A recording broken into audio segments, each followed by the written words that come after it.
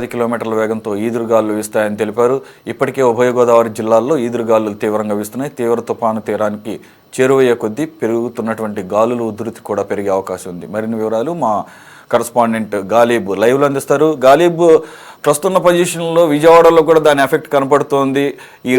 ఈరోజు రాత్రికి 10-11 గంటల సమయంలో ఈ మోంతా తుఫాను తీరం దాటే అవకాశం ఉందంటున్నారు. లేటెస్ట్గా అజయ్ జైన్ ఇచ్చినటువంటి సమాచారం మేరకు ఏదర్ అమలాపురం కానీ రాజోలు దగ్గర తీరం దాటుతుందని చెప్తున్నారు. సో ఈ పరిస్థితుల్లో పర్టికులర్గా విజయవాడకి ఎంతవరకు ఎఫెక్ట్ ఉండే అవకాశం ఉంది గాలిబ్? విజయవాడలో మాత్రం ప్రస్తుతం భారీ ఈదురు గాలుల మధ్య వర్షాలు మాత్రం కురుస్తూ ఉన్నాయి. పూర్తిగా ట్రాఫిక్ తో పాటు మరో పక్క జనజీవనం కూడా స్తంభించింది. ఈ రోజు సాయంత్రం నుంచే పోలీసులు విజయవాడ నగరంలో ఉన్న షాపులన్నీ కూడా క్లోజ్ చేపించారు. ప్రజలు కూడా ఇంటికి వెళ్లాలంటూ కూడా మైక్ల ద్వారా రోడ్లో ఏదైతే ప్రధాన రోడ్ల వద్ద పోలీసులు అనౌన్స్ చేసి ప్రజలందరూ కూడా ఇంటికి పంపించే ప్రయత్నం చేస్తారు. ఎందుకంటే భారీ ఈదురు గాలులు, దాంతో పాటు భారీ మొత్తంలో వర్షం వస్తుంది. మరోపక్క మోంతా తుఫాను ఆంధ్రప్రదేశ్ రాష్ట్రం తీరాన్ని తాగుతున్న నేపథ్యంలో మరింత ఎఫెక్ట్ కలిగే అవకాశం ఉన్న నేపథ్యంలోని ప్రధానంగా ప్రధాన రోడ్లలోనికి సంబంధించిన భారీ కట్అవుట్లను కూడా తొలగించడం జరిగింది. అవి ఈదురు గాలుల వల్ల కష్టంగా ఊడిపడితే ట్రాఫిక్ తో పాటు మరోపక్క ప్రజలకు కూడా ఇబ్బంది వస్తున్నది కూడా ముందస్తు చర్యలో భాగంగా విజయవాడ నగరంలో కూడా పూర్తి స్థాయిలో చర్యలు తీసుకోవడం జరిగింది. ప్రధానంగా విజయవాడ నగరంలోని కొండ ప్రాంతాలకు సంబంధించిన ప్రజలను దాదాపు 300 వరకు కూడా ఆయా ఇళ్లను కూడా ఖాళీ చేసి అధికారులు దానికి సంబంధించిన పునరావాస కేంద్రాలకు తరలించారు. ఆ ప్రాంతం పూర్తిగా ఖాళీ చేసిన పరిస్థితి కనబడుతుంది. ఇంకా శివారు ప్రాంతంలో కూడా ప్రజలను ఏదైతే లోతట్టు ప్రాంతాల ప్రజలు, ఎందుకంటే భారీ వర్షాలు కురిసిన నేపథ్యంలో భారీగా వరద నీరు కూడా చేరుకునే అవకాశాలు కనపడుతున్నాయి. ఈ నేపథ్యంలో ఆ ప్రాంతాలకు సంబంధించిన ప్రజలను పునరావాస కేంద్రాలకు తరలించి అన్ని చర్యలు తీసుకున్న పరిస్థితి కనబడుతుంది. ఇంకా మోంతా తుఫానుకి సంబంధించిన లేటెస్ట్ అప్డేట్ ఏదైతే ఉందో, ప్రస్తుతం మోంతా తుఫాను ఏ విధంగా ఉండేది కూడా మీకు వివరించే ప్రయత్నం చేస్తాను. ప్రస్తుతం భారీ వర్షాలు కురిసిన నేపథ్యంలోనే, ఎందుకంటే ఉదయం వరకు మధ్యాహ్నం వరకు చూసాము కొంత చెదురుమదురు వర్షాలు కురిసినా సరే ఇప్పుడు పరిస్థితి చాలా తీవ్రతరమైందని చెప్పుకోవచ్చు. ఎందుకంటే ప్రస్తుతం మోంతా తుఫాను మచిలీపట్నానికి 50 కిలోమీటర్లు, కాకినాడకి 140 కిలోమీటర్లు, అట్లాగే విశాఖకు 240 కిలోమీటర్లు రాత్రి 10 గంటల సమయంలోని కష్టంగా ఇటు ఆంధ్రప్రదేశ్ రాష్ట్రానికి సంబంధించిన తీరాన్ని తాకబోతుంది. ఆ తర్వాత మోంతా తుఫాను తీరం దాటే సమయంలోని చాలా తీవ్రమైన పరిస్థితి ఉండే అవకాశాలు కనబడుతున్నాయి. 90 నుంచి 110, 120 వరకు కూడా చేరే అవకాశం ఉన్నట్లుగా అధికారులు చెప్తున్నారు.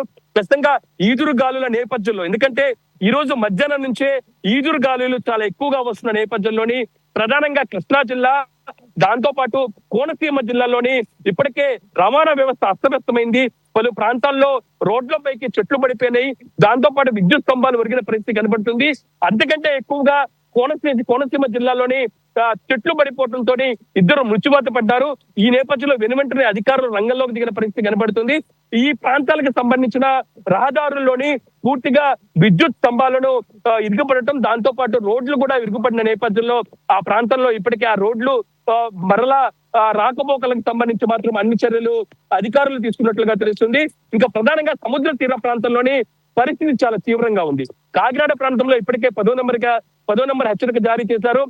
విశాఖ, మచిలీపట్నం, బాపట్ల, సూర్యలంక, దాంతో పాటు ఒంగోలు, నెల్లూరు లాంటి సముద్ర తీర ప్రాంతంలో 9వ నంబర్ ప్రమాద హెచ్చరిక ప్రస్తుతం కొనసాగుతున్న పరిస్థితి కనబడుతున్న నేపథ్యంలో ఆ ప్రాంతాలకు సంబంధించి ఇప్పటికే అధికార యంత్రాంగం అప్రమత్తం చేయడం జరిగింది.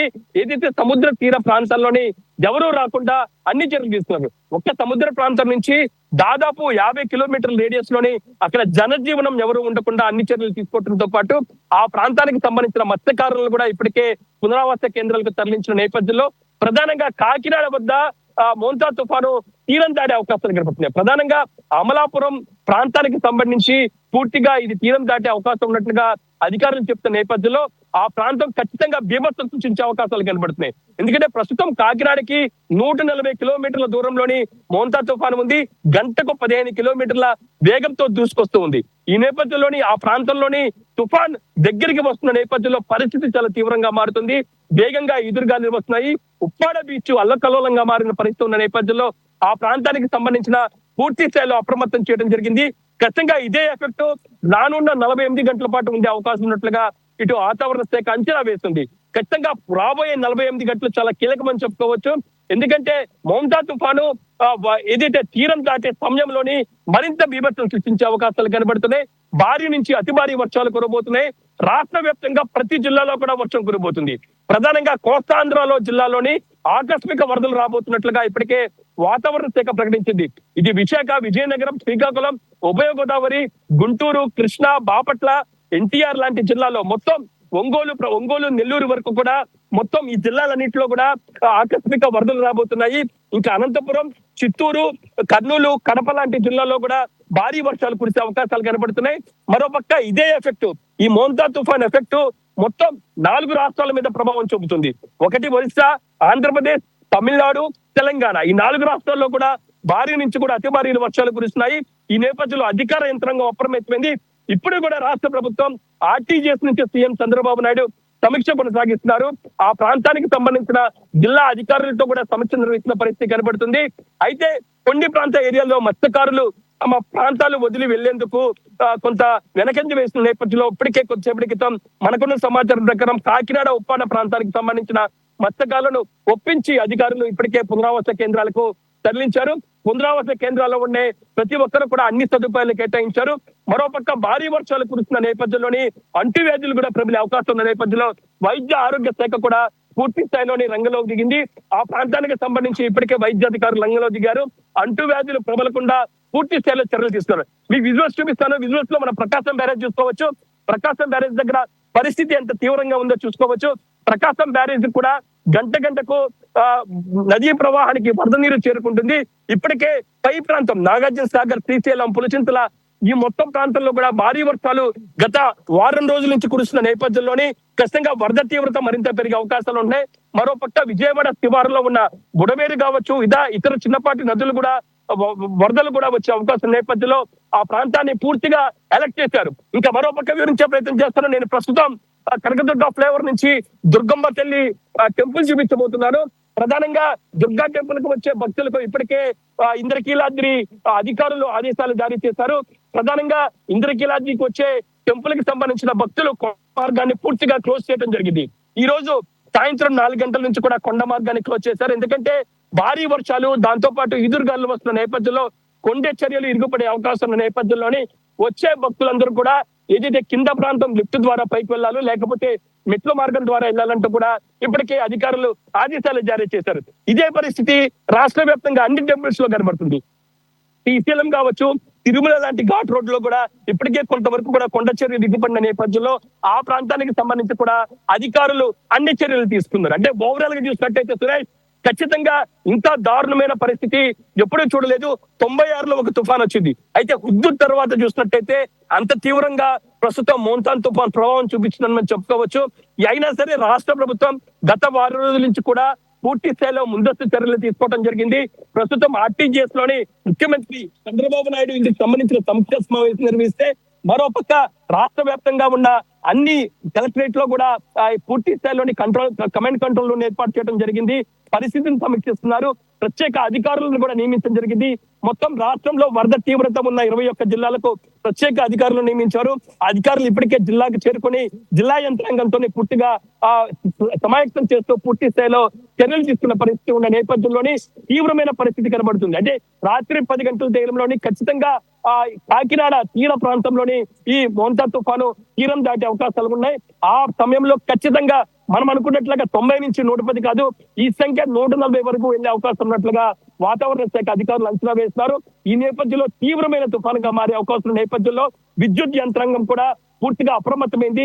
ఎందుకంటే కొన్ని ప్రాంతాల్లోని భారీ బీభత్సం సృష్టించి ఈదురుగాలు వస్తే గనక విద్యుత్ స్తంభాలు కూడా ఉరిగిపడే అవకాశాలు ఉన్న నేపథ్యంలో వెంటనే రీప్లేస్ చేయడం, విద్యుత్తును కూడా పునరావించేందుకు కూడా పూర్తి స్థాయిలో చర్యలు తీసుకున్న పరిస్థితి మనకు కనబడుతుంది. అంటే ఓవరాల్ గా ఈ తుఫాన్ ఎఫెక్ట్ ఈ రోజు రాత్రికి తీరం దాటితే గనక ఈ ప్రభావం రానున్న 48 గంటల వరకు కూడా ప్రభావం చూపే అవకాశాలు మనకి స్పష్టంగా కనబడుతున్నాయి. ఇదిలా ఉంటే రైల్వే శాఖ కూడా అన్ని చర్యలు తీసుకోవడం జరిగింది. రాష్ట్ర వ్యాప్తంగా ప్రధానంగా తుఫాన్ ప్రభావం ఉన్న విశాఖపట్నం నుంచి విజయవాడ వరకు ఈ ప్రాంతాలన్నింటిలో కూడా రైళ్ల రాకపోకలు రద్దు చేయడం జరిగింది. మొత్తం 90 రైళ్లను కూడా ఇప్పటికే రద్దు చేయడం జరిగింది. ఆ ప్రాంతాలకు సంబంధించి 28, 29, 30 ఈ 3 రోజుల పాటు ఎవరైనా సరే టికెట్లు ముందుగా బుక్ చేసుకుంటే మాత్రం వాటిని పూర్తిగా క్యాన్సిలేషన్ చేస్తామంటే కూడా చెప్పింది. ఈ నేపథ్యంలో ప్రజలు గమనించాలి. ప్రధానంగా విశాఖ రూట్, దాంతో పాటు మచిలీపట్నం, విజయవాడ రూట్ వెళ్లే రైలు మార్గాలన్నీ కూడా రద్దు చేసినట్లుగా రైల్వే శాఖ చెప్పింది. ఇదిలా ఉంటే ఏదైతే ఒక కీలక నిర్ణయానికి వచ్చేప్పటి క్రితం జాతీయ రహదారులకు సంబంధించి కూడా ఒక కీలక నిర్ణయం తీసుకోవడం జరిగింది.